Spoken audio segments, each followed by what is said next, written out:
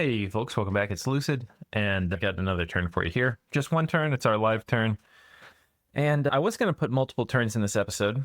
However, we have cast Eyes of God. And that means we have a lot to talk about. So we'll get on with it. So it'll probably be a bit of a rambly episode because there's not really a ton that happened in the turn. And it's going to be more about game state and stuff like that. So if that sort of stuff bores you, maybe you skip this one. So anyway, we got Dark Knowledge here. Found a Sunken Galley, so that's +1 Death Gem.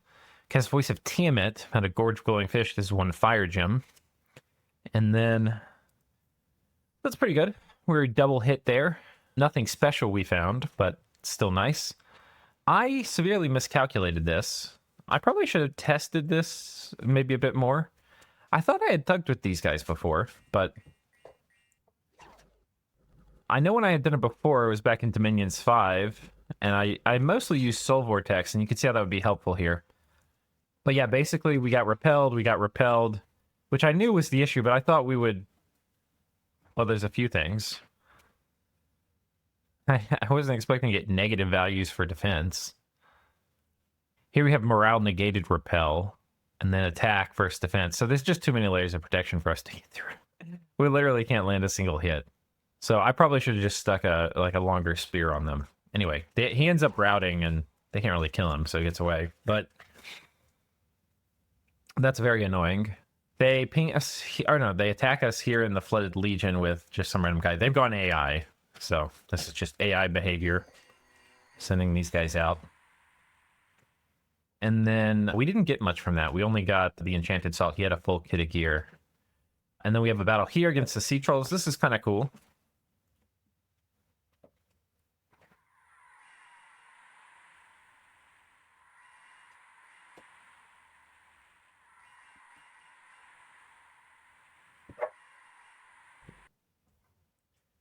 Okay. Sorry, my dog's going a little wild. But yeah, we'll chew them up real nice. I think we lost maybe one guy here. Again, it would be nice if we tried to steal the Sea King. I don't think that's really in the cards for us. We don't have the tech yet. We could wait, but I want to get that shit cleared out. Okay, sorry, I had to get up for a second. But yeah, so we killed that guy, didn't get much gear. Ping this throne. And I knew there were wyverns here, so we're going to lose whoever we sent. So rest in peace, Slave Mage. But we've got 2 Fire Drakes and Ice Drake, and these are pretty serious for... I mean, they can definitely kill stuff pretty quickly. Like, they'll murder my good Scales troops unless I put fire and cold resistance on them. And this is armor-piercing damage, so... This is like, you need 26 protection to block that somewhat regularly. Which clearly we don't have. With some fire... Pretty good mages here. This is a fire water mage. This would be super useful to have. Not that we have a way of stealing them. Oh, we do. But we don't have it researched yet, and basically it would never target these guys. Okay. So, anyway, that's this throne. Now, importantly, we cast Eyes of God. So we have so much to go through. We can look at all the score graphs. We can look at the sites. I've already looked through most of the sites. And we can look at positioning relative to thrones, like who's potentially going to get a throne victory. And we can also look at the state of the thrones. So, like, are there a lot of indie thrones where somebody could throne rush, sooner rather than later?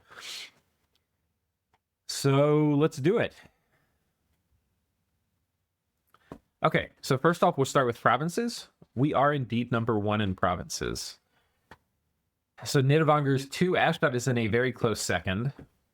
And then it's like a tight pack between Satis, Jotunheim, and Zabalba. So, kind of interesting with Satis at the top. I think Satis, given other things we're going to look at, is actually more like here compared to Jotunheim and Zabalba. Like, if we do power rankings, Satis, I think, is in a position 4 that's pretty close to position 1, 2, and 3. I am not in position 1. We'll get to looking at that, but we'll go back and look through some of this. So I had the best expansion for a while, with Jotunheim actually peaking above me for a little bit, and then I went past them, and it only started going... This is when the war with Yis started, right here. So Yeah. So anyway, after that, things started not going as great for me. They didn't go great for Yes, except that Yes was expanding on land a lot, right? So this is Yes. And you can see right here by about, this is before things started really going sideways with them. Maybe I'd killed like a couple of small squads. They were really big. They were much bigger than me for this portion of the war. So we'll just do this in terms of Yis and Oceania now, just to kind of tell their story at this part in the game. So Oceania was smaller than me, but then they get right here. They're about the same size. So we fought off a player who was significantly larger than us and a player who was about the same size as us.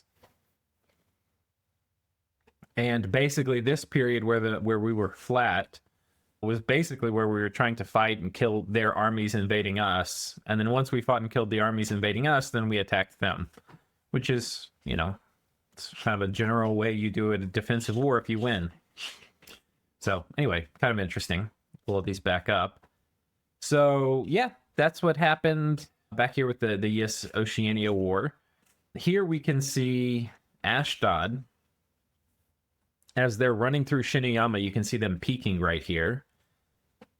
And then they get smacked down really hard. And then Asphodel was running away. And you can see we were very, very rightly worried about Asphodel. They were, like when we were trying to peace out, this point where Asphodel was starting to run away with the game, we were desperately trying to peace out. So this is us at the time. Right, we were about to start winning the war against Yes. Or had we done that already? No, we were about to start winning the war. I was trying to peace out with Yes, I think right here, before we had like our final fights and I went after their capital. As I saw this Asphodel steam engine going, and I really wanted it to stop. I did not know that Agartha was going to be somewhat successful. I mean, Agartha really changed the course of the game right here. When they attacked Asphodel, they took a bunch of pressure off Ashdod. And then between Ashdod and Asphodel, between Ashdod and Agartha, they were able to basically cause this huge downtick from Asphodel. I mean, it's amazing how much land Asphodel lost from all this. A huge portion of this, if we just look at, just pull these back up here. If we just look at this was when there were some fights, and then Asphodel asked Ashdod for peace so that they could enter into a 1v1 against Agartha. Ashdod accepted, and at this point you can see basically this is a land return right here where the graphs go like this. This isn't even really combat. This is just them agreeing to peace. And looking at Agartha as part of this mix, you can see that here they were upland. They've basically been upland for a while, but they're not upland right now because they got like a massive elfing this is from Nidavangur, which you can see is jumping up a bit, attacking Agartha, and also from Jotunheim, who jumped up a good bit from attacking Agartha. So yeah, that's basically what's happening in that portion of the world. Iru, they got put down rather early. I think those are the main things that have been happening. I mean, it's interesting. Shiniyama got put down early too. So the nations that have been put out of the game so far, we've put 2 of them out. Even though we're just one little player over here. So anyway, that's the game state in terms of provinces. We'll go ahead and look at forts. Forts were tied for number 1 with Ashdod. We have a little bit more area under the curve for forts, but we've also probably lost a lot more mages. So, which is usually kind of the measure of forts is your mage production. So, yeah, we're doing pretty good here. Nidavangur doesn't have a lot of forts. Well, they kind of do. They have a lot of forts for Nidavangur.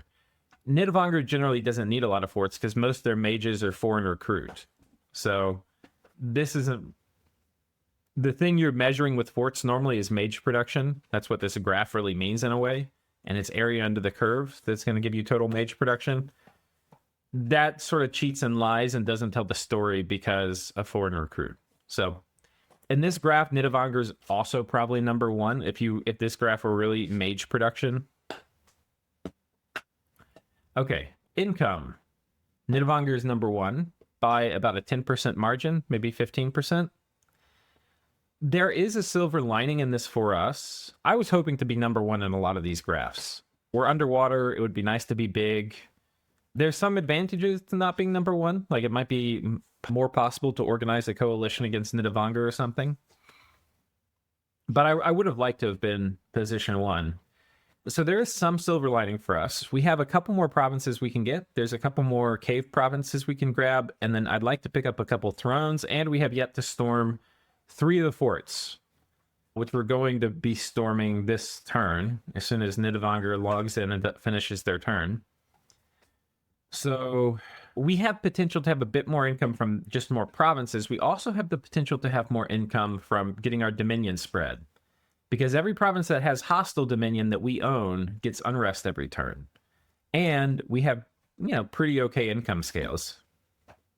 So as we get our income spread, as we get our dominion spread, and as we start patrolling down unrest, we'll start getting significantly more gold. I think once that's done, so without further expansion, our gold will be probably right here, maybe?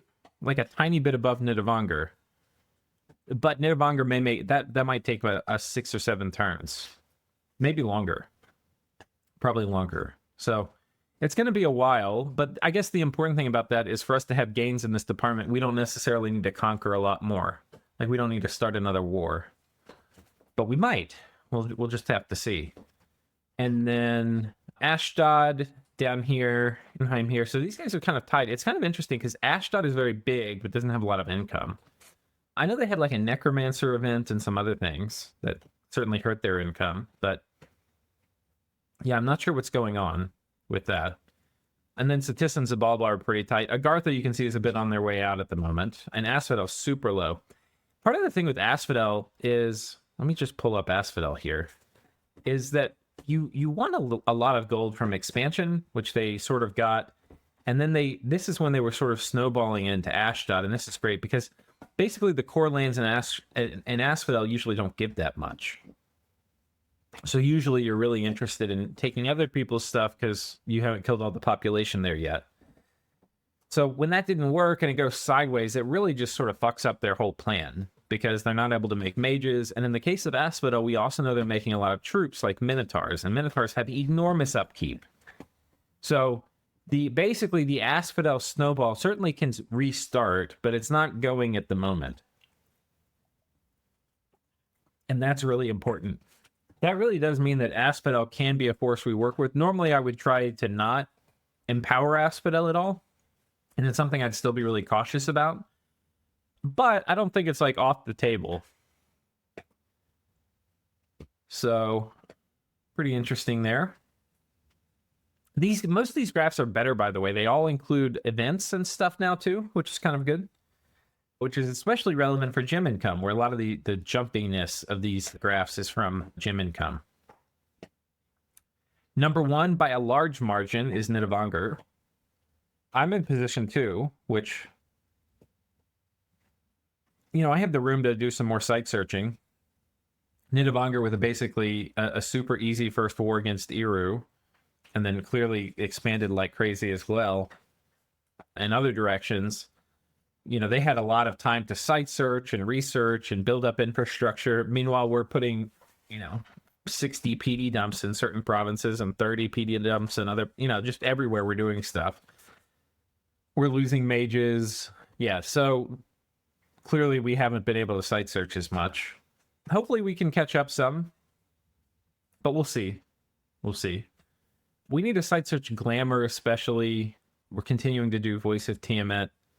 We might, if we can get a Thistle Mace, we might start spamming Haru specs and stuff. And then we're going to get some of our cap-only mages out there site searching for Glamour and Deep Astral. But, yeah. We've got the possibility to recover here, but Nidavanger's just so far ahead. And it's not just that, like, they like, when you look at area under the curve, they're probably almost twice our area under the curve. It's really bad. Oh, the other thing is we're gonna, like, when we storm the forts, we're gonna get like the capital income, and then if we get the thrones, we'll get another throne income, which will be nice from, for Jim. So we might jump up like here just from that. Heighten the gap. One thing that we have that Nidavellir doesn't, when you're evaluating position, like, I think there's no way we're position 1 right now. But one thing we have that's an advantage that I think increases our position is that our lands are very defensible because we're underwater. So it's going to be very hard, like if you had 2 people that were equal position in the game, but one of them like basically couldn't be attacked, who would be a higher position? Be the guy who couldn't be attacked. So that's a big thing for us. I mean, we can be attacked. It's not that simple, but there's not many land nations which are going to come and kick us out of the water once we're like well established.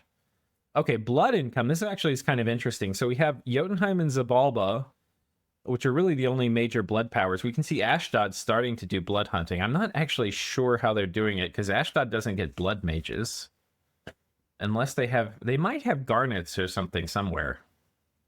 Yeah, I'm not sure. But Ashdod's starting to do some blood hunting. I would like to get on this graph at some point. But yeah, Zabalba's doing about twice the blood hunting of Jotunheim. But this is okay. These are definitely powers that definitely have a significant chance to win the game, but they're not game leaders right now. And so some blood nations doing some blood hunting, I'm not going to sweat too many bullets about it. Research. Holy shit, look at Satis. Far ahead of the pack. They haven't been going to war, they've just been teching up. And boy, have they been teching up. And their income, if you remember, was pretty good. Considering that their provinces are, well, I guess it's actually not much more than you'd expect. Yeah. Huh. Okay, but anyway, their research is crazy. Just so good. I'm guessing they're just making tons of shamans. And yeah, the other noteworthy thing here is you can see Nidavellir. Let me just show you Nidavellir and Satis.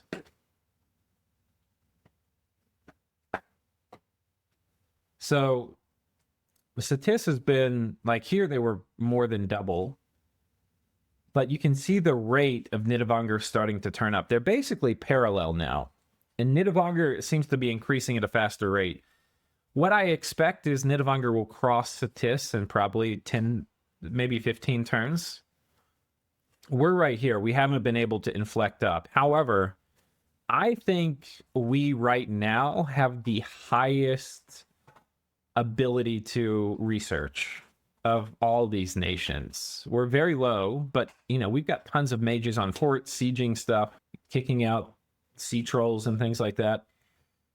So once we storm these forts, we're going to have some crazy research possibilities. Not only will these mages start researching, these forts are going to start making mages. I might switch out. I will have to figure out how because on one hand, I want to keep holding the button down on troop production. I don't want to like switch into this like turtle mode. The problem is I go into turtle mode and I just really focus on research. I stop troop production. Is that then you end up sort of being upkeep constrained. And then later when it's time to be like, oh, hey, let's make some troops. You don't have any. You don't have any money. You have to like turn off mage production to do it, which is okay. I mean, you can do that. But I think if we were in position 1, I could do that. But I think we're more like in a somewhat distant position 2. Not distant, but I think we're in a position 2. Yeah. And one of the big reasons for that is this graph. I mean, research, we're just really far behind. We're not going to be bullying Nidavellir out of something. We're certainly not going to be bullying Satis. I think we basically just have to assume we're going to get our stuff pushed in. I mean, let me put it this way. Satis was where we were probably 15 turns ago. They're 15 turns or more ahead of us. It's like they've been playing the game almost twice as long. Right? We're on turn 36. They were here at like turn 20. So it's bad. That's what I'm trying to say. It's real bad for research. But we can recover quickly. I want to be at this slope in probably 6 or 7 turns. So we're going to, hopefully you just see us like, as we turn our research on. But this is bad for us. This is real bad. I'll put just the other players who I think are the major players. Ashdod, you can see, is very low in research, even below us. So this is a really important thing for the power rankings, because on provinces, Ashdod and I are great, but in research, we're not. In research, it's Nidavanger and Satis that are killing it. So the other major power, these are the three major ones. We'll just put Jotunheim in here and Zabalba, right? So looking at provinces, it's like, oh, I'm doing amazing. Nidavanger is doing really, really good, and then Ashdod's doing good, and then these guys are down here. Looking at research, it's looking like really Nidavanger is shooting off like a rocket ship. Satis is really good, but they don't have a lot of provinces. And Jotunheim and Zabalba are doing well too. But these guys were not doing well in province count. So it's a bit of a trade-off. Like the nations which have been aggressive and like fighting a ton, which are like me and Ashdod, are doing... Like Ashdod and I have been fighting all game. Not each other, but just different players.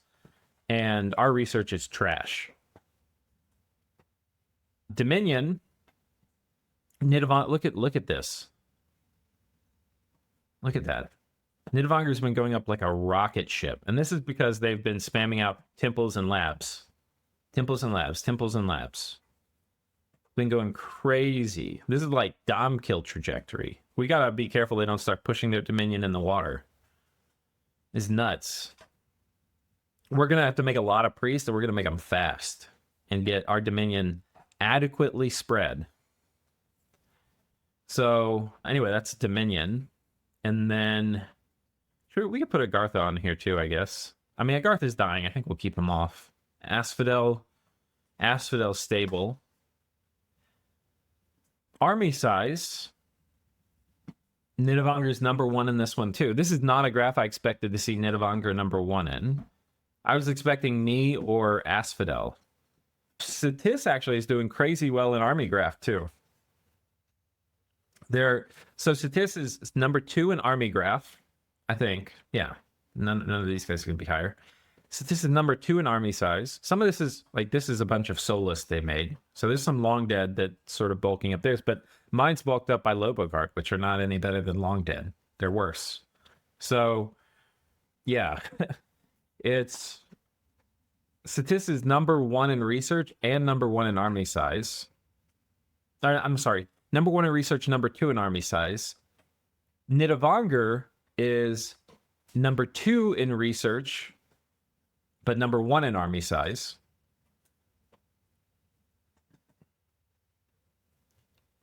But Nidavanger is also number 1 in income, number 1 in gems. So Nidavanger is clearly position 1 right now. And it's very funny. This is reassuring to me because my spidey senses before I did this was just that Nidavanger was in position 1. I thought, well, that's not true. I felt like I was in position 1, but I felt this like looming, and I didn't have scouting. It was just from like sort of talking with players.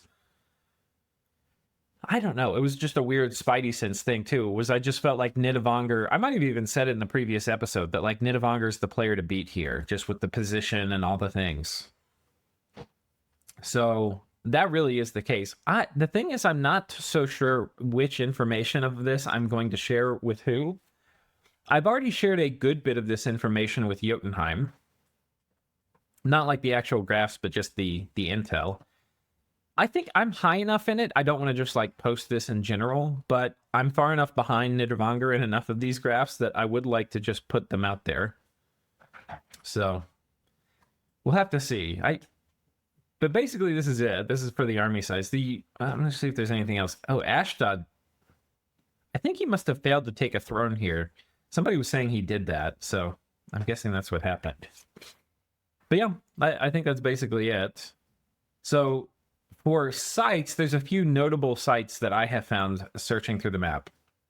This is really interesting too. This helps us pick our first war, our first chosen war. Our first war where we actually have any agency at all. Because we can sort of go shopping in a way. We can say like, oh, who do we want to fight? If we fight them, what will we get? But first, let's look at Asphodel. Because Asphodel's weak. We could potentially put them out of the game. They're amphibious. if Asphodel and Agartha go, there's no amphibious nations left in the game, and it's looking like that's a real possibility. If we fight Asphodel, what do we get? We get a nature site. We get another nature site. This would probably get vultured up. This is the only good province I can see in a good ways. These two things would almost certainly get vultured up by Ashdod. And then we get their capital, which is a ton of nature gems. But not much is the long and the short of it. I mean, there's not much to be had over here. The population is, you know, not as bad as one might think. Like, this coastal stuff is pretty valuable. So I guess that's good. But yeah, not super exciting. If we come down and look at Ashdod, there's a lot more stuff on the coast. A war with Ashdod would be much more... It'd be a lot better spoils for me. You know, I get this. You know, Shimmering Forest here is a nature gem, and then there's a ton of death sites over here. So one thing that happened, so this is where the Necromancer's lair is, and then it put out, I think this is from that. There's withered lands all around it with death gems. So there's 3 withered lands, and then here's the Graveyard of the Damned. Like, just if I got this stuff, this place is, this is 3 death gems. This is, so now 4, and then 6, and then 8. So just these 4 provinces are 8 death gems. That's crazy. That's so high. And then this also has a nature gem in it too. And then, you know, Ashdod's cap, things like that. Basically, there's just actually sites and stuff here. There's a library here, and there's a enchantment discount site. So Ashdod actually has 2 different discount sites. They have an enchantment discount site here, and then underground somewhere, there's an entrance. Yeah, so there's a conjuration discount site here. So this enchantment discount site is potentially worth a lot. If we look at the... Enchantment is one of the best discount sites to have. There's several reasons for this, but, you know, Earthblood Deepwell's one, Riches from Beneath, Eternal Pyre, Arcane Nexus. This is something we could potentially cast. Yeah, there's a lot of things. Stellar Focus would be really nice. Stellar Focus got buffed. I think it used to be 5 pearls, and now it's 10. And yeah, this actually would be kind of interesting to cast, especially in the case that we picked up a throne that gives us +1 magic, because we don't really want to harm mark our guys. But, you know, if we had Stellar Focus, we could bring our magic down to 3.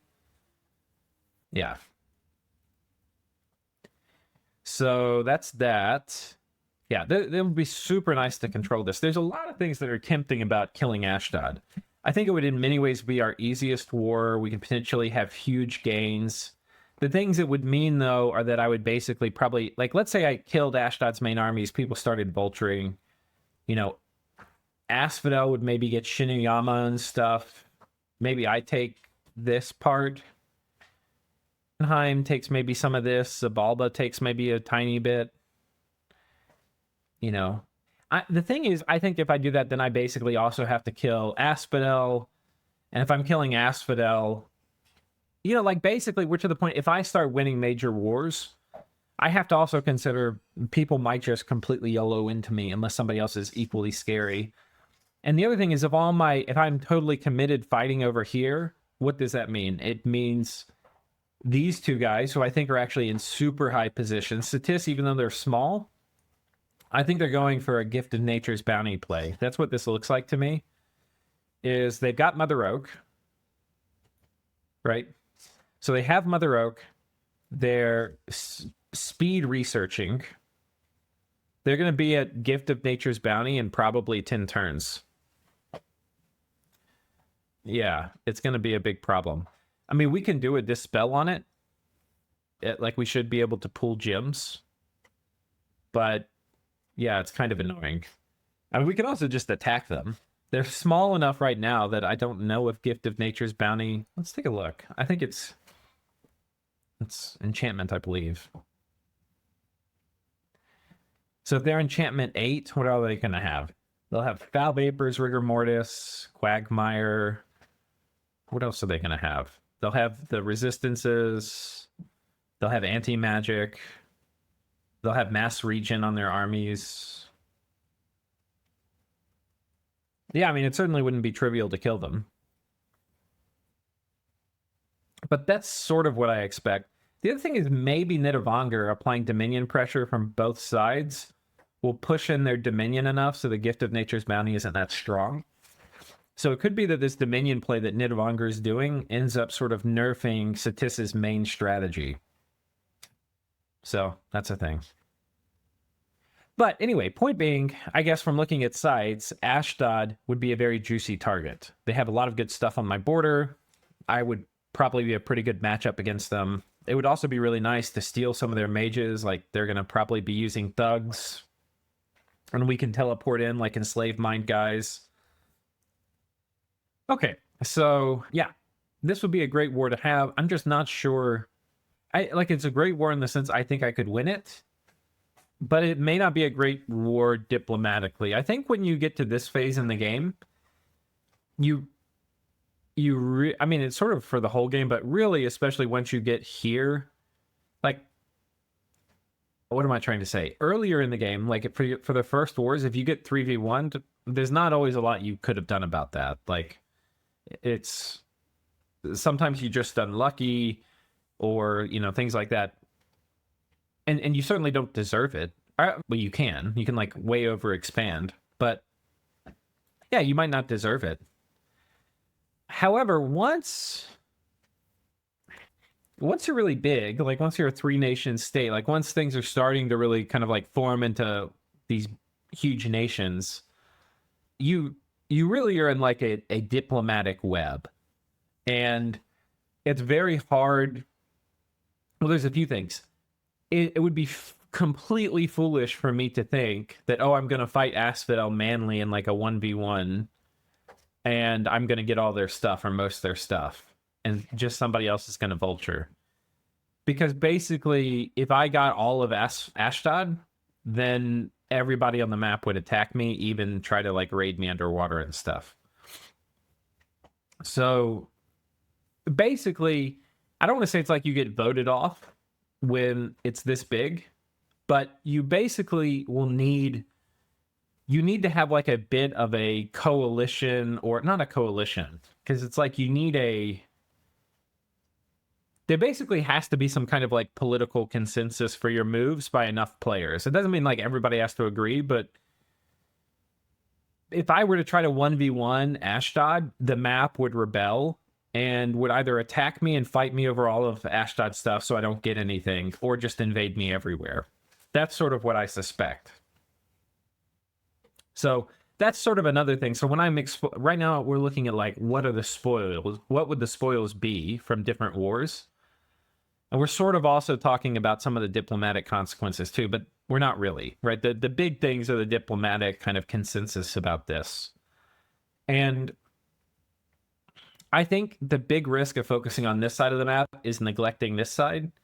And I think this side is a lot scarier. So in many ways, I have there's a fork in the road. I can go two ways. I can go the easy way, which would be fighting somebody over here. I could clean up Asphodel, probably pretty easy at this point. I could kill probably Ashdod. I might even be able to kill both of them at the same time in a few turns once I get some research. So, that's an option. I can go the easy way. Of course, I wouldn't try to kill both of them at the same time, but as I mentioned, if I fought Ashdod, there's a very good chance Asphodel gets involved. So, yeah, things can go that way, the easy way, or I can go the hard way, which is fighting. I have an app with Satis. I'm pretty sure I'm not going to fight Satis. So the hard way would be fighting Nidavellir. Let's take a look at what we would get from fighting Nidavellir. They've got this throne, the Throne of Law. This would give +1 order. This would be really nice for us. We'd really like another order. If you look at our scales, we've got productivity and turmoil. So we'd get rid of the turmoil. That would be quite nice. And then we get PD Conscription 10. That would also be nice. Then we would get... We don't see a lot of sites on the immediate coast. And we don't have a huge coastline with them, right? Like, here's Iru. Here's Nidavanger. They don't really have a big coast. But we have some of the... I mean, they have a big border with me, right? Because even the places where they're not on the coast, you know, I have the coast, and then they're the next thing, you know, a tile in. So they've got just a ton of sites. They've got the Melting Cliffs here, so that's 2 gems. They've got a Magma Cave, which is 2 gems, a Lilium Vale. They've got Tower of the Silver Order. This would be god tier for me to pick up. And then a Frozen Forest with Ice Druids. I mean, these guys are getting site searching luck like I've never seen. We're not done, but like these are super duper good.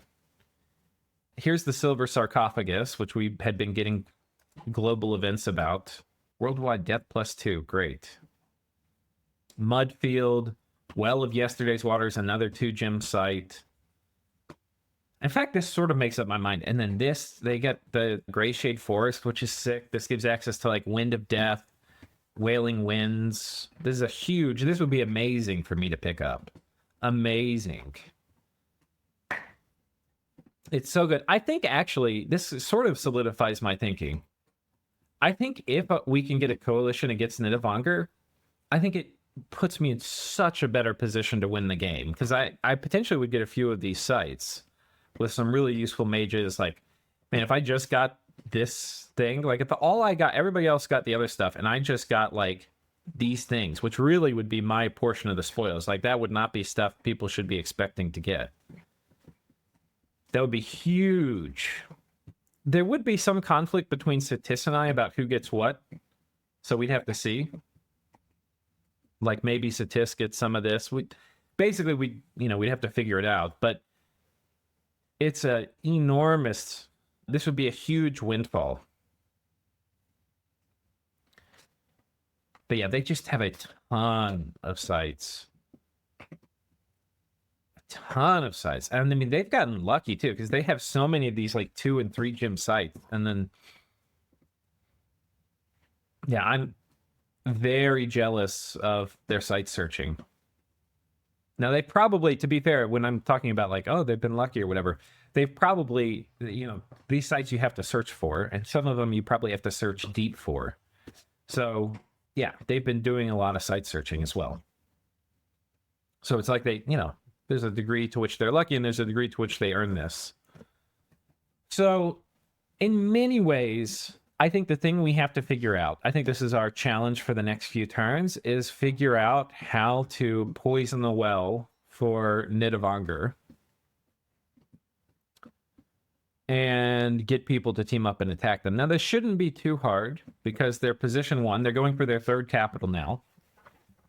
Their research is shooting off like a rocket ship, but it's not that high yet. Like, you would want to be really careful attacking somebody with way more research than you. But, you know, somebody whose research is just starting to go up, that might be a bit more enticing. Jotunheim wants to fight Nidavanger. They're basically saying... So they've done an agreement where Nidavanger is going to get Agartha's capital. These guys are, I guess, trundling back to fight for Agartha's cap. I have no idea if they'll be able to make it in time. Jotunheim's carved out a fair amount of their stuff.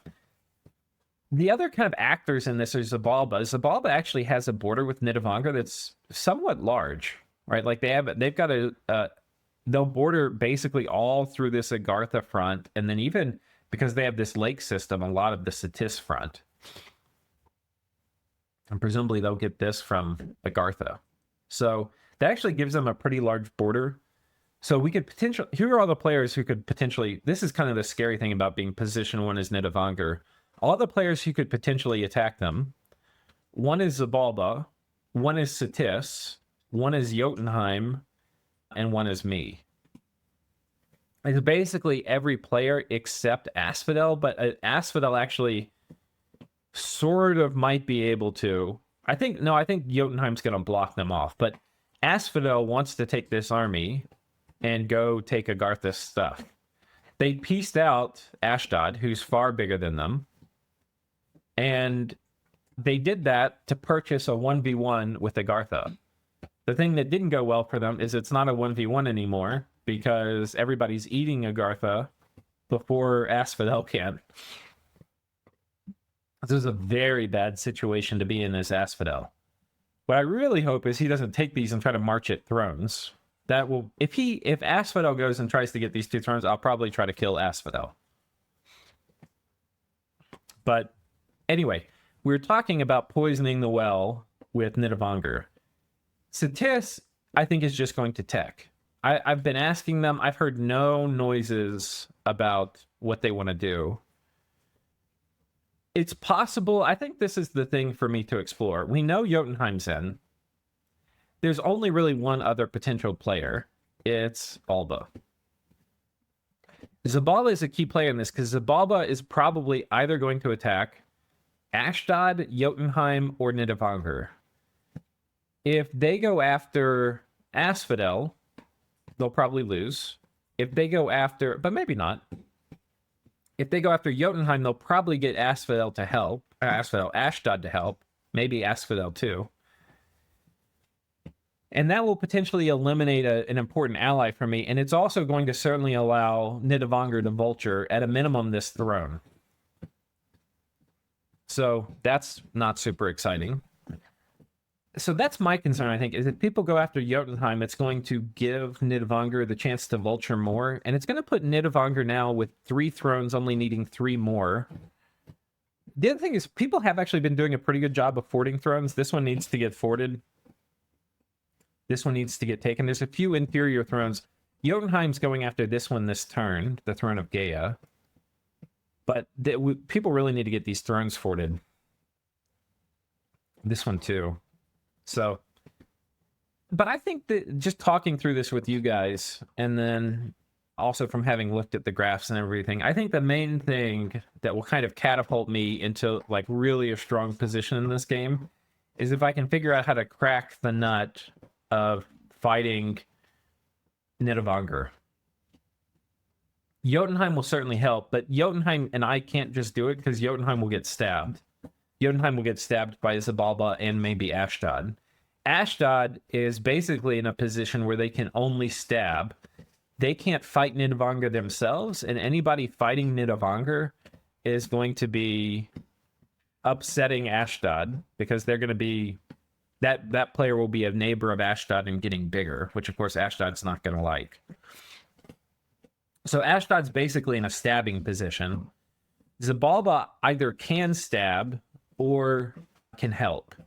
So I think Zabalba is kind of the linchpin in this, because if we get Zabalba, me, and Jotunheim on board, then even if Ashdod and Nidavangur work together, and Asphodel, because I think that's sort of how I see this going, is I see Satis sitting still, though maybe they'll join in on one side or the other. It's very hard to say. Satis mostly sitting still. Jotunheim and I probably working together. The worst thing for me would be if they just by committee decide to kill the nations I can't vulture any off of, which would be Zabalba and Jotunheim. So really, I want these nations to grow, because also they're in like a very mid position at the expense of other nations.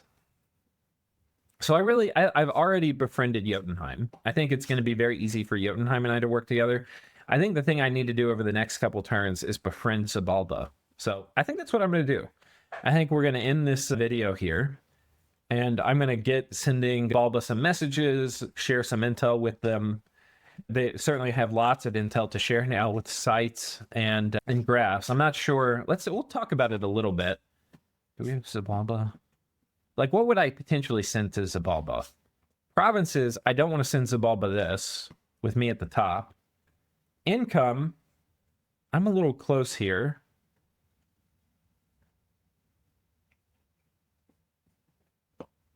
Forts, I'm a little close.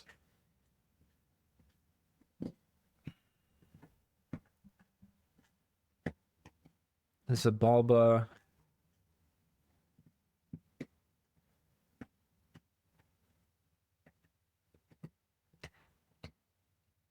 I'm not sure I'm going to send graphs. I think I'm just going to tell them, I think it's better to summarize as, Nidvanger's number 1 in income, number 1 in gym income, number 2 in research, but has a super high slope, number 1 in dominion, number 1 in army size. I mean, need I go on?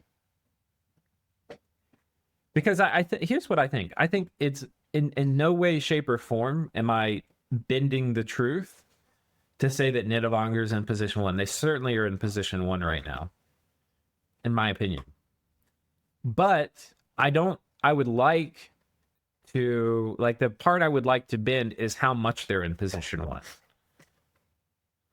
I guess is what I'm saying. They're definitely in position 1, and they're definitely in position 1 by a margin. But it would be better.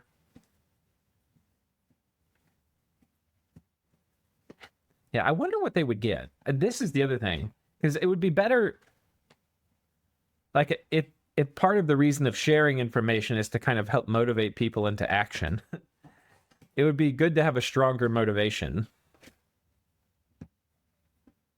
And I think listing the rankings gives a better motivation than showing the graph.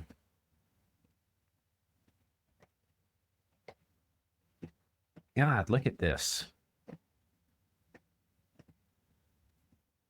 I wish there was something on the border, though, like a nice, juicy...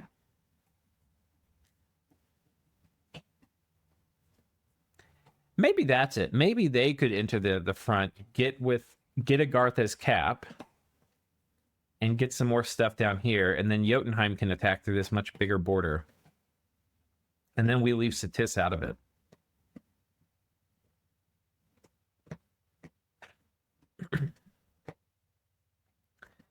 Let's list the part of the problem with that, though, would be then Zabalba could come in and attack me. And Zabalba is an amphibious nation, so empowering Zabalba is maybe not a great move for me in the very long run. That's probably okay. Zabalba can also do Storm Demons later. They are a blood power, and they don't have the paths to do Storm Demons right away. The reason I mention that is Storm Demons are really good underwater. But they do get Kamazats, and these are blood air. And while you can't kind of do Storm Demons right away with just, blood 1, air 1, certainly you can empower up to do it. And then make boosters and things like that. So that would not be fun for me to deal with later. But I think that's it. I think that's a pretty good summary of where we are. And I think that gives me some kind of... And by the way, I can't force Zabalba to do anything. I think I'm just gonna... I think what I'll do is let the conversation with the Zabalba go in a much more organic way. Just say, hey, I put up Eyes of God, and then see what information they want to know. And then I'll share some of that with them. So, all right. See you guys in the next episode. And until then, take care.